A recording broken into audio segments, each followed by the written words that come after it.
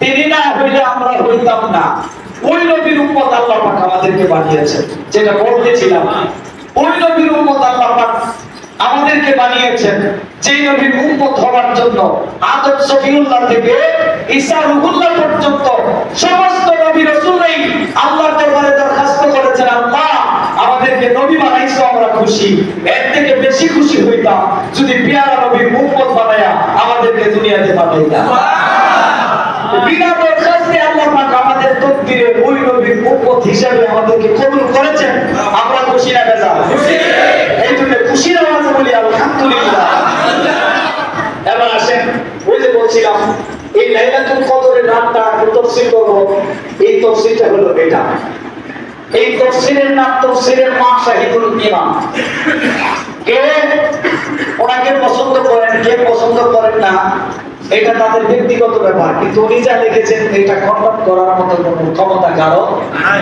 এই তাফসীরটা লিখেছেন আল্লামা সৈয়দ হাফেজ মুহাম্মদ সাইফুর রহমান নিজামী। তিনি রাসূলের পক্ষে কথা বলেন, আমি ওনার রাসূলের পক্ষের কথাটাকে খুব শ্রদ্ধা করি।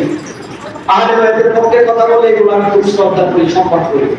ওনার কিতাবটা আমি পড়ে আজকে আশ্চর্য হলাম যে পৃথিবীতে কত তাফসীরকারক, কত মুফাসসির তাফসীর লিখছে, উনি কি লিখলো দেখেন। উনি লিখতেছে ইন্না আনজালনাহু ফি লাইলাতিল কদর।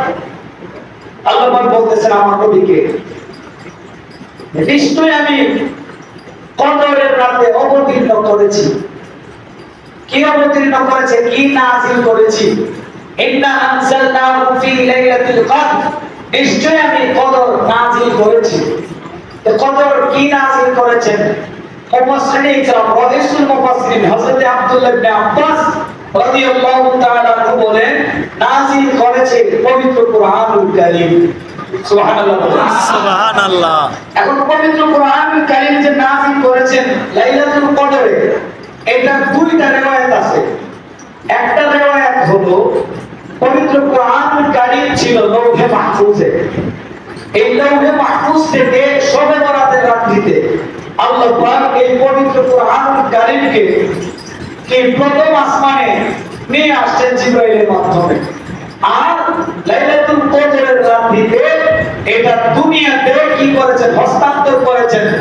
এরপর দীর্ঘ 23 বছর আমার নবীজির জীবনীতে যেখানে যে আয়াতটা প্রয়োজন মধ্যে পঞ্চায়েতক্রমে এতটুকু আয়াত আমার নবীর উপরে আমার আল্লাহ নাযিল করেছেন। সুবহানাল্লাহ। এই পবিত্র কুরআনুল কারীম নাযিল হওয়ার যে সূচনা, এটা যেই দিন ঘটেছিলেন ওই ঘটার দিনটাই লাইলাতুল আজকের রাত। সুবহানাল্লাহ। আবার আমার আল্লাহ নবীকে আবার প্রশ্ন করতেছে, নবীকে আবার আল্লাহ প্রশ্ন করতেছে লাইলাতুল ওয়ামা আদরাকা মা লাইলাতুল কদর। আয় মাহবুব, আপনি জানেন কদরের রাত্রি কি? মানে আমার নবীকে আল্লাহ প্রশ্ন করতেছে ওয়ামা আদরাকা মা লাইলাতুল কদর। মনোযোগ দিতেছেন তো? আপনারা কি বুঝতেছেন? আমার কথা বলে বুঝতেছেন? একজন বলছে না না, আমার কথা বুঝবেন। নবীজি বলতেছে, নবীকে আল্লাহ বলতেছে আয় হাবিব ওমা আদরাকা মা লাইলাতুল কদর, লাইলাতুল কদর কি আপনি জানেন? আমার আল্লাহ উত্তর দিতেছে, নবী কিন্তু উত্তর দিতেছে না। আল্লাহ উত্তর দিতেছে। কি উত্তর দিতেছে? লাইলাতুল কদরি খায়রুম মিন আলফি শাহর। লাইলাতুল কদর হলো 1000 মাসের থেকেও উত্তম। সুবহানাল্লাহ। তাফসীর বুঝেন কি? তাফসীর হলো এখন এই যে এটা এই রাতটা 1000 মাসের থেকে উত্তম হইল, এটার শানে নজুলকে ব্যাখ্যা করার নাম হচ্ছে তাফসীর। এবার আসেন একটু শানে নজুল পড়ি। দেখেন আমি সবুজ কালি দিয়ে মার্ক করে রাখছি। আসেন একটু আমরা একটু শানে নজুলটা জানি। আমার নবী মসজিদে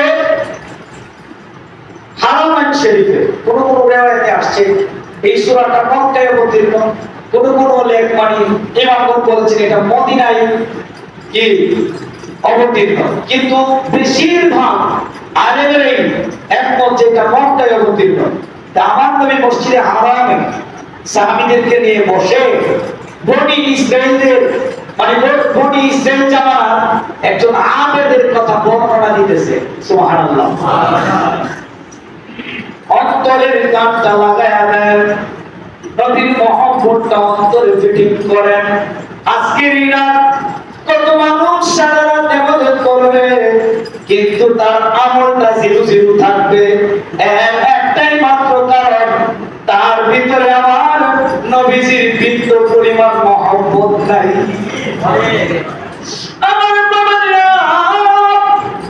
সাহাবীদেরকে নিয়ে আমার নবী বসে আলোচনা করতেছেন। এমনি টাইমে ওই বনি ইসরাইল জামানা আবেদের কথা আমার নবীজি স্মরণ করলেন। আমার নবী বলতেছেন, পরে আমার সাহাবীরা শোনো, বনি ইসরাইলের জামানায় একজন আবেদ ছিল।